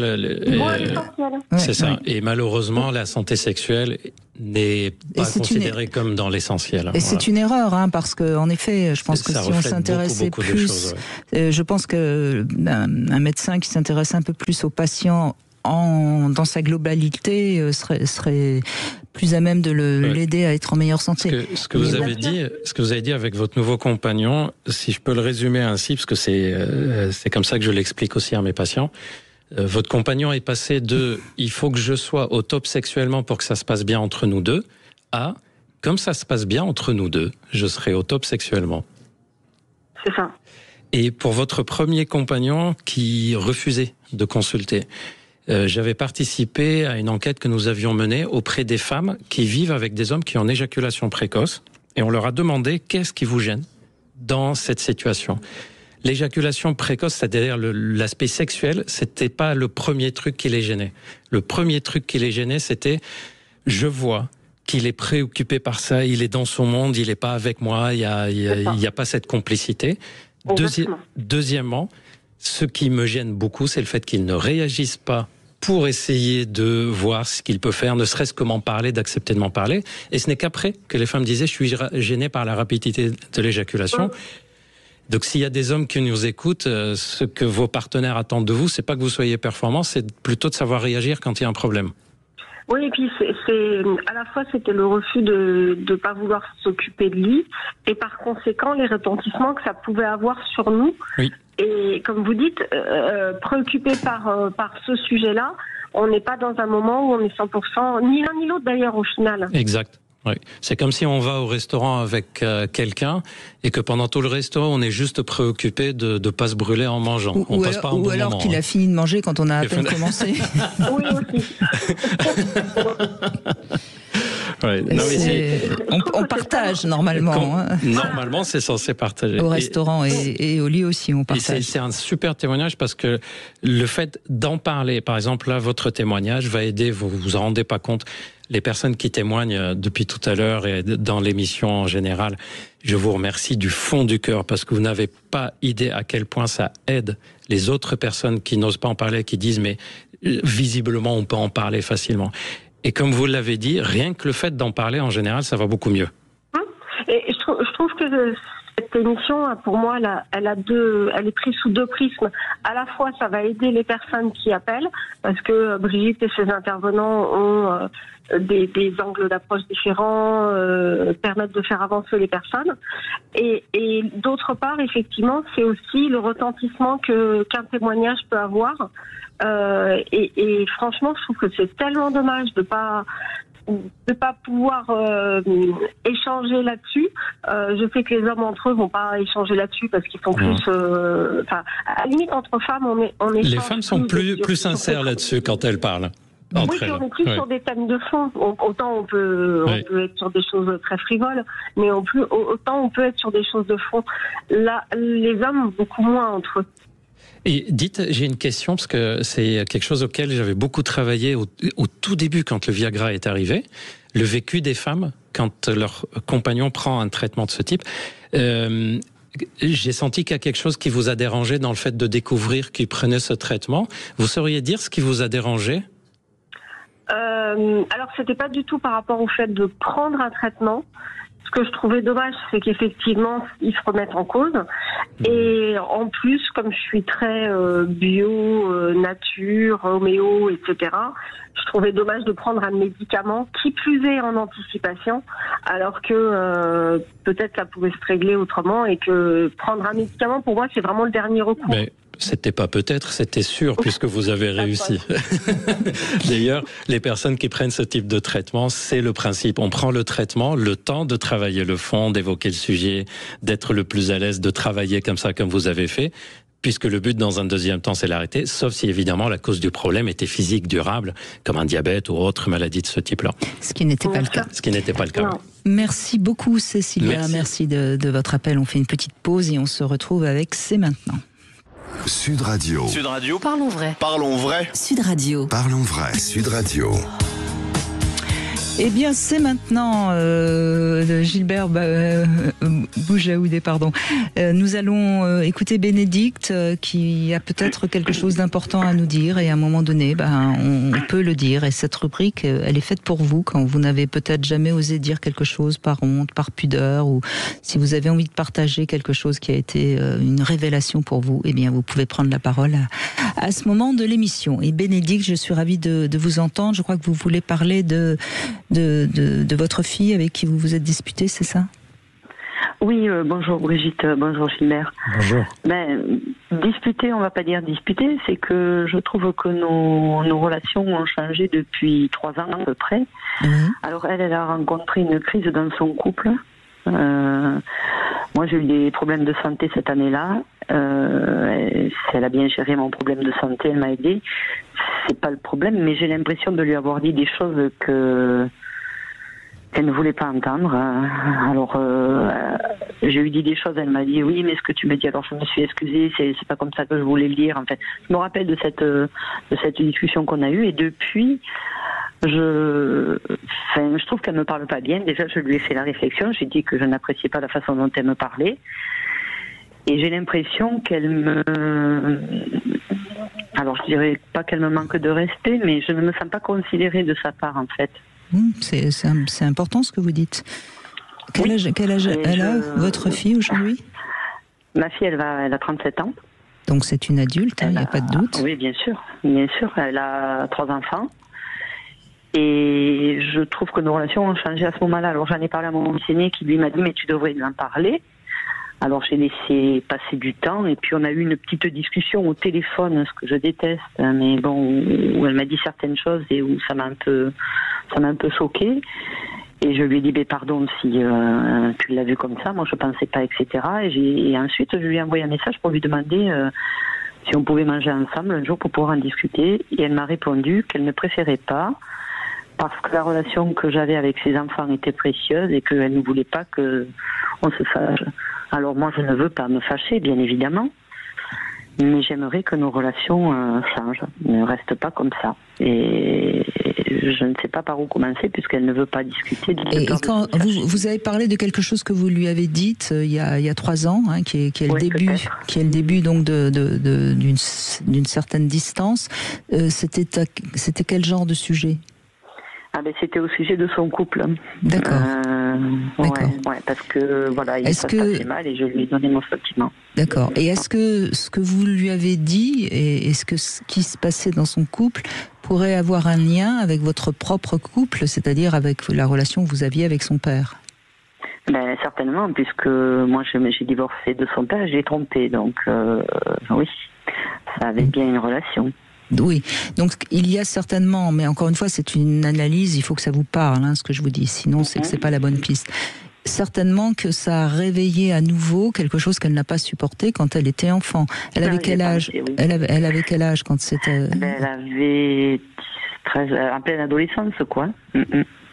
C'est ça. Par la 13-14 ans. Ben oui, bien sûr. Oui, bien sûr. Et c'est des âges où on est forcément très très proche de papa et que souvent à 13-14 ans, on a plutôt envie de prendre la défense de papa que la défense de maman, surtout si maman elle trompe papa.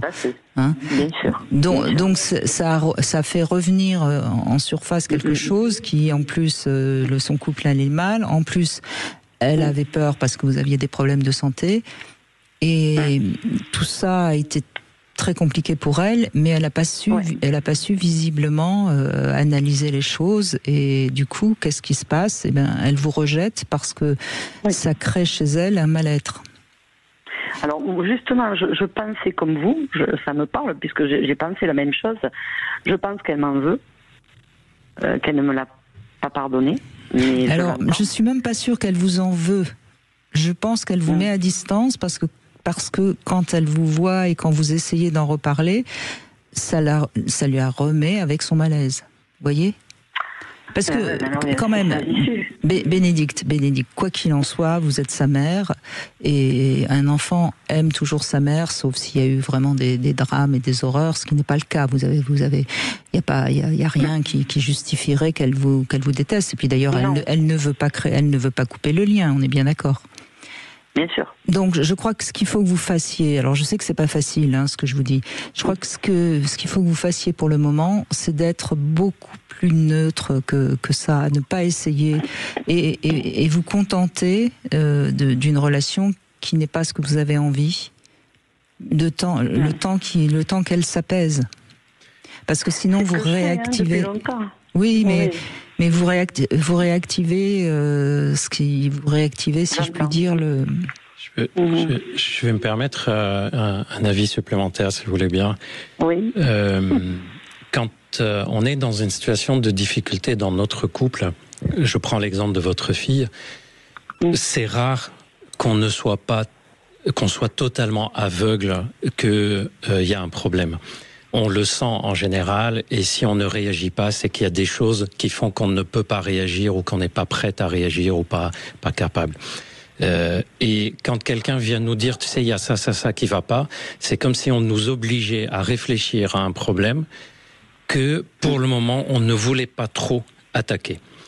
Et ça peut être désagréable. Et il y a surtout le point que je voulais vous dire, c'est que quand on est dans une situation de difficulté, comme la difficulté qu'a traversée ou que traverse votre fille, souvent, ce qu'on attend de la part des gens qu'on aime, proches, la maman par exemple, frère, sœur, etc., c'est pas de nous aider, c'est de nous accompagner.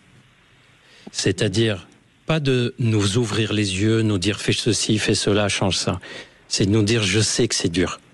Je sais que c'est difficile. Si tu as besoin de venir te reposer un peu ici, viens. Si tu as besoin qu'on parle, viens. En gros, il y a une différence entre aider quelqu'un de façon active, concrète, matérielle, etc., et l'aider en lui ouvrant juste un espace de tranquillité. Et je me demande, parce que c'est très courant, je l'entends très couramment dans mes patients, si votre fille n'a pas besoin de vous plus comme une maman auprès de laquelle elle peut se réfugier émotionnellement quand elle n'est pas bien, que comme quelqu'un qui la conseille et qui lui dit quoi faire. Et que les fois où vous la voyez, que ça ne soit pas pour régler les problèmes. C'est juste, je suis là. Je suis là. Tu n'es pas seul, je suis là. Et d'ailleurs, ce n'est plus une enfant, c'est une adulte. Donc ce que dit Gilbert est tout à fait juste. Essayez de la voir pour aller prendre un thé, des petits gâteaux. Et je sais à quel point c'est difficile. J'ai une fille et quand elle a des difficultés, c'est très difficile de dire mais je vois ce qu'elle peut faire pour aller mieux. Mais je ne peux pas la pousser dans ce sens-là. C'est son cheminement. Si elle ne demande rien. Et c'est ses capacités, c'est ses inconvénients, avantages. En revanche, ce que moi je peux faire, c'est de lui dire peu importe ce qui arrive, je suis là. Mais c'est ce qu'on disait tout à l'heure, Bénédicte, on n'est jamais le thérapeute de son conjoint, mais on ne doit pas non plus être le thérapeute de sa fille ou de sa mère si elle ne nous demande rien. Et je pense que c'est l'attitude qu'il faut que vous ayez. Elle n'a pas coupé les ponts, donc laissez du temps au temps.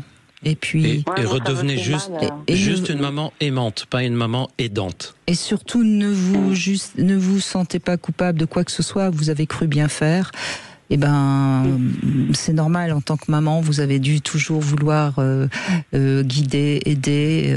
On a du mal, en tant que maman, à un moment donné, à comprendre qu'on a une fille, mais que c'est plus notre petite fille, c'est une adulte. Mais c'est ça qui est important à comprendre. D'accord ? Puis il y a un lien d'amour entre vous deux. Il n'y a aucune de vous deux qui a coupé les ponts. Non, je pense Elle a pris une distance parce qu'elle n'est pas bien. C'est juste le signe d'un mal-être, pas le signe d'un désamour.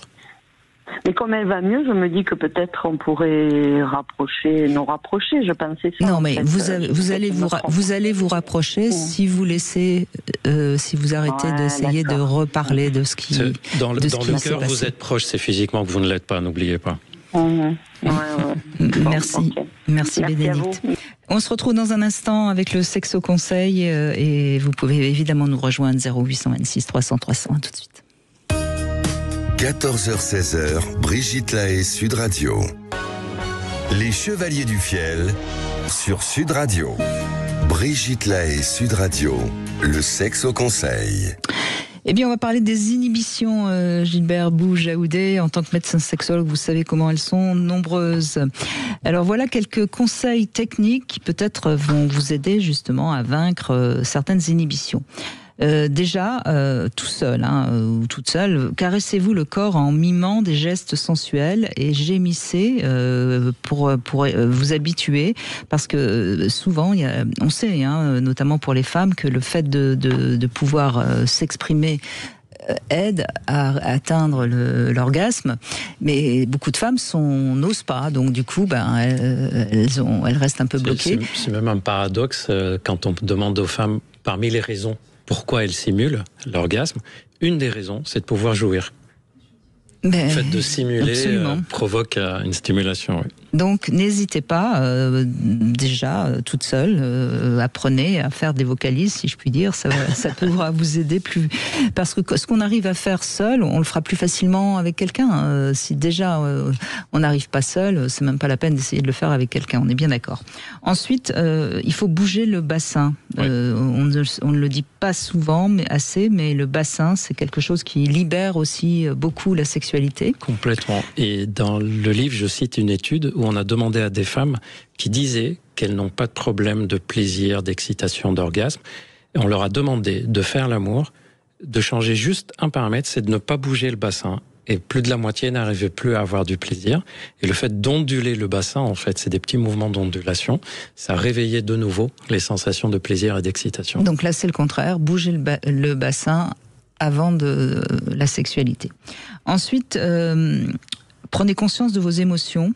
Peut-être que souvent, dans les difficultés, dans les inhibitions d'ordre sexuel, c'est parce qu'en fait, on se laisse envahir par la peur ou parfois par la colère, enfin qu'importe, et on n'est pas conscient que c'est cette émotion-là qui va bloquer. Donc, il faut essayer de découvrir un peu les émotions qui sont là. Et c'est d'autant plus important, si je peux me permettre, chez les personnes qui sont d'apparence non émotives. Juste petit rappel, les personnes qui sont d'apparence non émotive, il y a deux possibilités. Soit elles n'ont pas du tout d'émotion, donc elles sont, ce qui est plutôt rare. C'est assez rare quand même. Soit elles ont énormément d'émotions et de ce fait-là ne savent pas comment l'exprimer. C'est typiquement les personnes qui disent quand j'essaye de dire quelque chose avec de l'émotion, ça reste là, ça reste dans la gorge. Et donc dans ces cas-là, il ne faut pas demander à ces personnes d'être plus émotives. Au contraire, de savoir gérer. Laissez venir l'émotion. Vous avez pleuré, vous avez pleuré. Vous avez rigolé, vous avez rigolé. Ça vous a fait peur, ça vous a fait peur. Ça vous a fait du plaisir. Voilà. De se reconnecter à toutes ces émotions, effectivement. Ensuite, autre conseil, observez des personnes étrangères quand vous êtes par exemple dans un café et imaginez comment éventuellement ce couple par exemple peut faire l'amour. Ça va développer un petit peu votre imaginaire dans ce cas-là. Ensuite, essayez aussi de regarder votre sexe. Je pense particulièrement aux femmes parce que pour les hommes c'est facile. Face à un miroir, vous voyez vos organes. Pour une femme, il faut s'accroupir et mettre un petit miroir entre les jambes et à ce moment-là, on va pouvoir voir parce que ce qui est vu rentre dans le cerveau et est beaucoup plus libéré. Le cerveau l'approprie. C'est exactement comme quand on met notre main dans notre poche, on est capable de reconnaître des choses au bout du doigt tellement on les a vues avant. C'est exactement la même chose. Exactement. Dans le sexe. Et si vous avez des émotions négatives quand vous êtes en train de regarder votre sexe, essayez de les interpréter parce que ça veut dire beaucoup de choses. Peut-être que vous avez encore des problèmes parce que vous pensez que c'est sale, parce que, je ne sais quoi. Donc accueillez vos émotions négatives avec bienveillance et essayez de les interpréter pour justement dépasser ces émotions qui n'ont aucune raison d'être négatives parce que votre vulve, votre vagin, votre clitoris, c'est les vôtres et il faut les aimer si vous avez envie de vaincre vos inhibitions. Je peux en rajouter une dernière. Mais vous avez la parole. Vous êtes là pour parler. Merci. Apprenez à utiliser vos sens en dehors de la sexualité. Vous êtes en train de marcher, il y a un rayon de soleil qui est agréable sur le visage, sur les bras. Pas juste vous dites tiens il fait chaud, non. C'est agréable ce rayon de soleil là. Vous écoutez une musique, c'est pas juste que ça me détend. Tiens c'est agréable, c'est plaisir. Vous mangez quelque chose, vous essayez de deviner quels sont les différents goûts qu'il y a dedans, les épices, le type de chocolat utilisé ou le type d'aliments, etc. C'est reconnectez-vous à vos sens. Vous sentez une odeur, vous dites tiens c'est une odeur agréable ou qui me rappelle quelque chose. En se reconnectant à notre sens, on restimule aussi toutes les zones cérébrales qui utilisent ces sens. Et ces sens-là sont intervenants dans notre sexualité et aident à lever les inhibitions. Voilà, la sensualité est nécessaire et c'est vrai qu'il n'y a pas beaucoup de gens qui développent leur sensualité finalement. Non, au quotidien, on utilise 1 ou 2 sens en général. Selon le type de travail qu'on fait. Par exemple, faites un test un de ces jours de passer une demi-heure, les yeux fermés chez vous, et vous vous laissez guider par exemple par votre partenaire. Faites le test. Bon, une demi-heure, c'est peut-être trop long. 5 minutes. C'est un peu beaucoup, oui. Ou un jeu de quelques minutes, et vous devez marcher, et c'est votre partenaire qui vous dit non, un peu à gauche, un peu à droite, etc. Vous, ça va vous développer d'autres sens que le fait de regarder, et ça va développer le fait que vous êtes en confiance tous les deux et que vous savez vous guider l'un l'autre. Faites des petits jeux comme ça qui n'a rien de sexuel, mais qui crée justement de la complicité. Vanessa est avec nous. Bonjour Vanessa. Bonjour Brigitte, bonjour à votre invité. Bonjour. Gilbert qui est avec nous, Boué Jaoudé. Enchanté. Alors, en fait, moi je voulais un petit peu témoigner sur effectivement la nécessité de, on va dire, de se connaître soi-même et de s'explorer toute seule. Moi je l'ai expérimenté, je vais dire, contrainte et forcée. Avec un partenaire qui était très, on va dire, éjaculateur précoce au départ et qui est devenu de plus en plus précoce, bien évidemment, au fil du temps, au fil des années. Et je me suis retrouvée en face de quelqu'un qui n'entendait pas mes besoins. Et la seule solution, c'était effectivement d'aller développer mes sensations, on va dire, les choses moi-même, on va dire. Vous masturbez en quelque sorte. Oui. Enfin, oui, mais comme disait votre invité, se caresser, ou même vous disiez faire des mouvements sensuels, etc. En fait, c'est un peu la même chose. En fait, c'est s'explorer soi-même. Parce que dans les relations qu'on avait, c'était vraiment très très frustrant, quoi. C'est-à-dire que une fois que lui c'était fini, tout était terminé. Le problème, c'est que le corps qui était un peu échauffé se retrouvait avec plus rien. Donc à un moment donné, il y avait. Mais vous vous occupiez de vous juste après, quand il avait éjaculé, ou non, non. C'était toute seule, quoi, par. Oui, voilà. En fait, j'ai un peu tout essayé, je ne vais pas refaire toutes les étapes, mais j'ai essayé pas mal de choses pour améliorer votre couple, oui. Voilà, lui expliquer que sexuellement, c'était pas satisfaisant, que il fallait un peu plus, il pouvait passer plus de temps avant. Mais en fait, je me suis vite rendu compte que c'était vraiment pas son souci. C'était lui, voilà, il fallait que.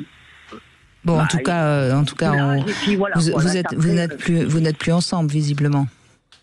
Si. Ah, si. D'accord. Malheureusement. Enfin, malheureusement, je ne sais pas. Vous avez peut-être, sans doute, des avantages collatéraux pour rester avec lui. Non, j'ai juste 2 enfants et qui n'ont rien demandé. D'accord, c'est une bonne raison de rester avec lui. Il y a pas de. Donc vous avez des rapports sexuels avec lui et du plaisir sexuel seul. Alors on va dire que maintenant ce sont des rapports sexuels épisodiques parce que j'ai effectivement tout tenté, les films, les discussions, les massages, les jouets. Oui. Il veut pas entendre, il ne réagit pas. Pour exemple, j'ai 2 exemples typiques qui, en fait, je voulais lui montrer surtout que on peut parler de la sexualité, que c'est ouvert, qu'il n'y a pas de souci pour moi, que notre couple ne se résumait pas à ça, mais qu'il y a quand même un besoin de mon côté, ce qui était logique. Donc, au début, je tentais de me masturber à côté de lui. Et pas de réaction, il dort. Ok. Le lendemain, moi je me suis dit je suis arrivée trop tard, il dort, etc. Le lendemain, il se couche et il me dit par contre ce soir si tu peux me laisser dormir au lieu de faire tes conneries, ça m'arrangerait. Ah oui. Donc, le cas est grave.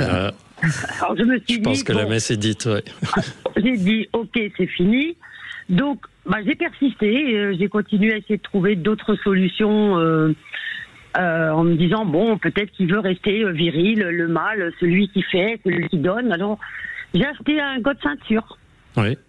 Et je lui ai montré que écoute, tu sais, voilà, C'est pour que vous le pénétrez ou qu'il vous pénètre? Peut-être pas quand même. À l'origine, c'était pour moi. Ouais.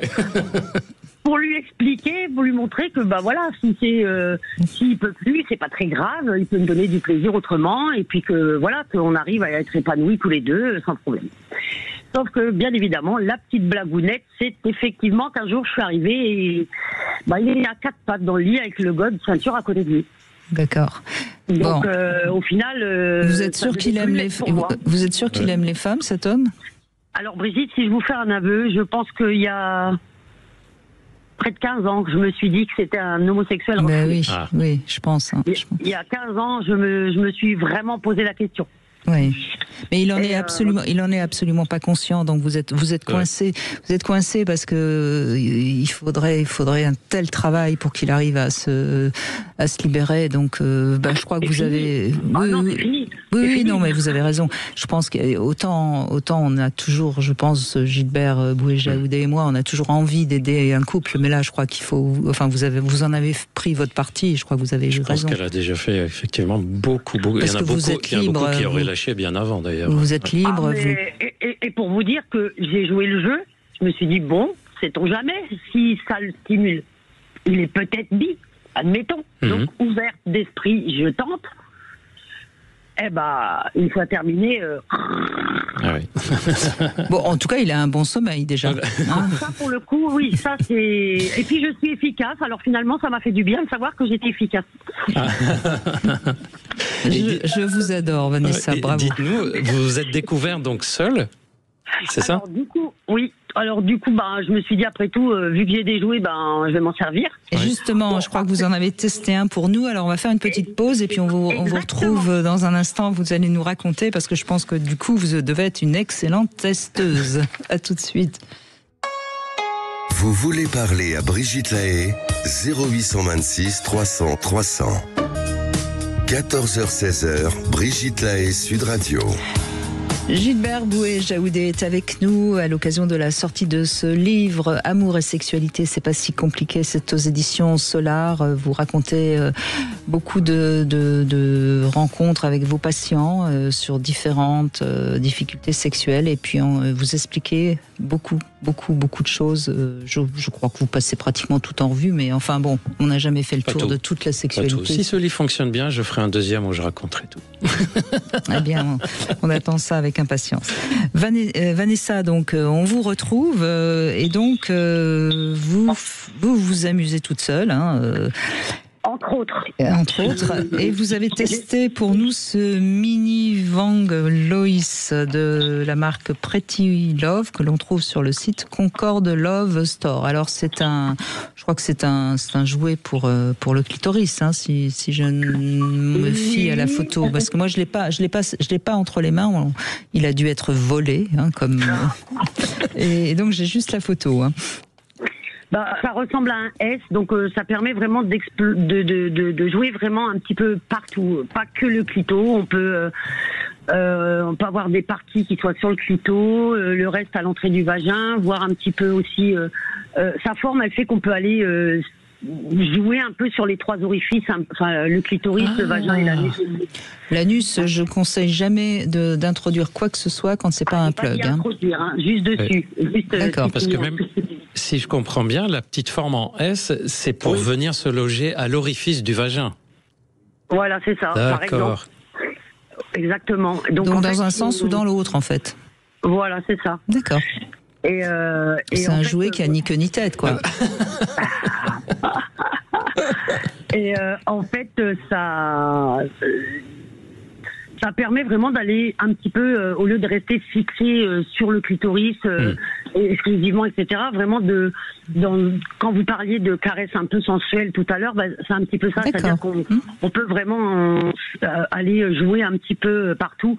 Bien évidemment, j'ai pas dit qu'on pénètre dans l'anus pour aller après dans le vagin, bien évidemment. C'est vraiment juste un petit peu... Je vois que Vanessa, vous avez des connaissances hygiéniques parfaites. Bravo. Ça, c'est le moins qu'on puisse dire. Mais voilà, donc en fait, dans son jeu, il est magnifique. Et il est même aussi au toucher, il est même top en fait. Il est doux, il est hyper agréable.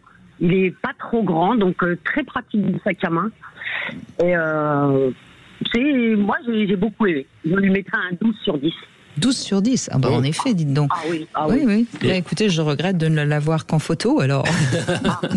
Il y a quelque chose de super intéressant, et d'ailleurs j'en parle dans le livre.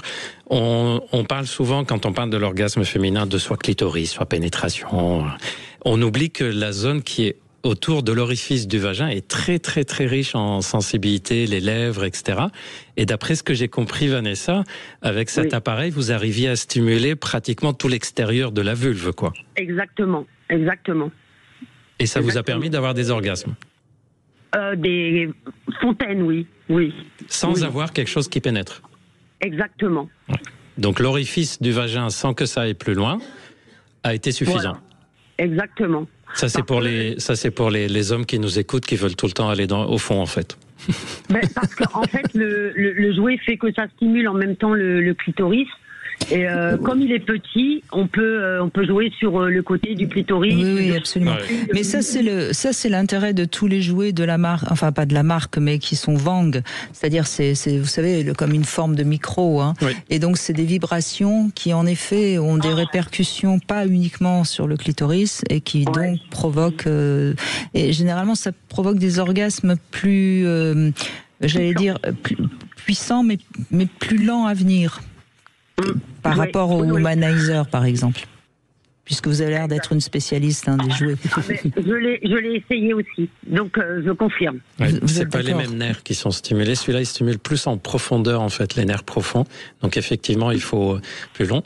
Et vous avez utilisé plusieurs intensités. Il y a plusieurs intensités dessus.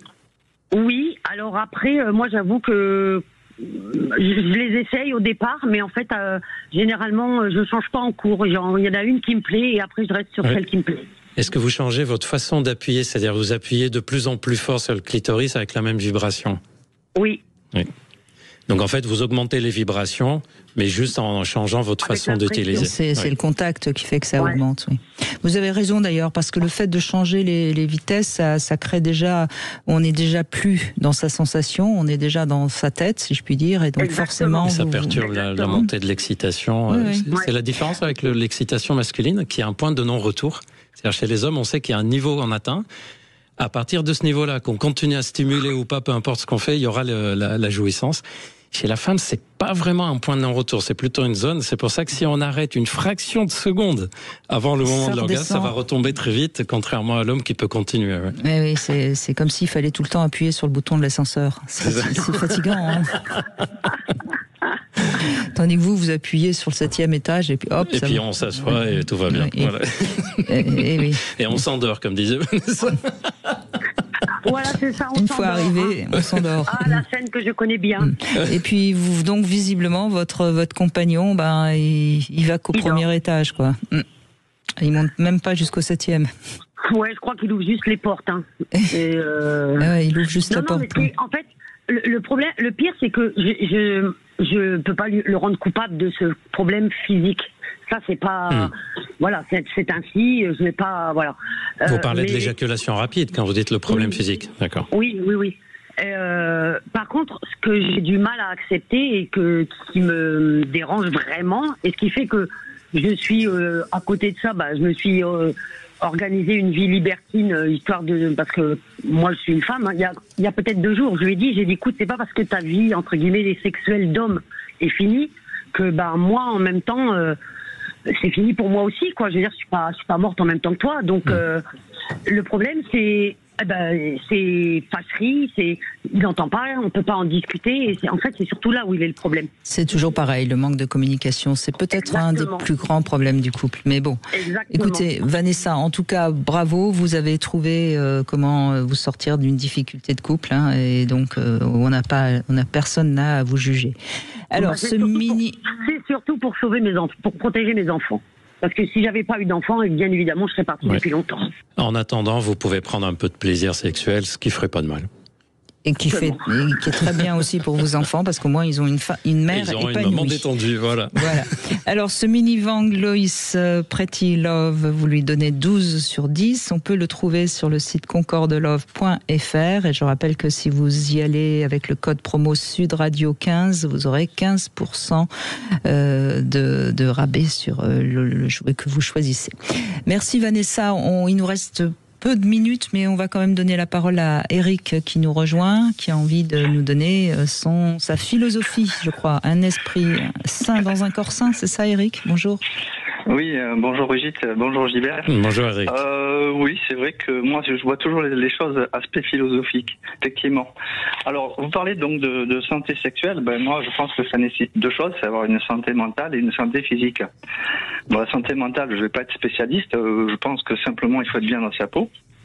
Et pour ce qui est de la santé physique, en France, on a vraiment un gros souci.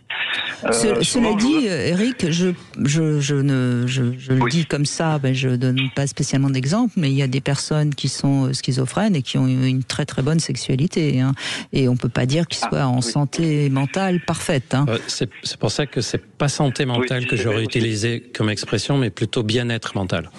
Oui, voilà, c'est bien-être. C'est pour ça que je disais plutôt le bien-être, effectivement. Voilà, bien-être, c'est-à-dire un certain équilibre. Voilà. C'est sûr que si quelqu'un est trop triste, il n'a pas trop envie d'avoir des rapports, j'imagine. Oui, non, mais bien sûr, vous avez raison. Si on est déprimé, si on est trop inhibé, névrosé, c'est vrai qu'il faut être assez ouvert dans sa tête pour avoir une bonne sexualité. Ce que vous dites est vrai, c'est-à-dire on a besoin des deux composantes. Mentalement et physiquement, et d'ailleurs dans mon livre je dis dans l'avant-propos, quiconque qui essaye de dissocier le corps de l'esprit n'a rien compris à la sexualité. Et c'est dans les deux sens, comme vous dites. Vous voulez dire c'est un va-et-vient entre le haut et le bas? C'est un va-et-vient, c'est ça, la sexualité ne se passe pas qu'en dessous de la ceinture, c'est aussi au-dessus des oreilles. Oui. Et je vous ai coupé, pardon Eric. Non, c'est pas grave. Alors, en fait, je voulais vous poser une question. Je me suis fait une réflexion que j'entends nulle part. Allez-y, vite fait, parce qu'on est vraiment en fin d'émission.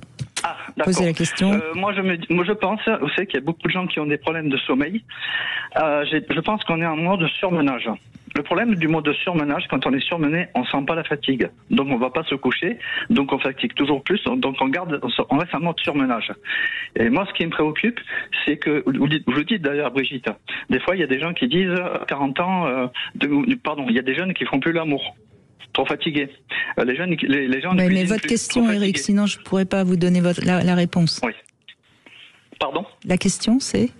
Eh bien, c'était ça. C'était est-ce que c'est pas un phénomène de surmenage, c'est-à-dire le fait d'être surmené, on sent pas la fatigue, on va pas se coucher. La réponse est clairement oui, et beaucoup plus qu'avant.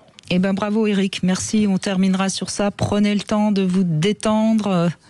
Et merci beaucoup Gilbert Boué-Jaoudé. Merci à Amour vous. et sexualité, c'est aux éditions Solar. Tout de suite, vous retrouvez Marie pour C'est votre avenir. Sud Radio, votre attention est notre plus belle récompense. Merci de nous écouter sur Sud Radio. Non, c'est normal, parce que vous êtes une radio sympa, diversifiée et tout, donc c'est très bien.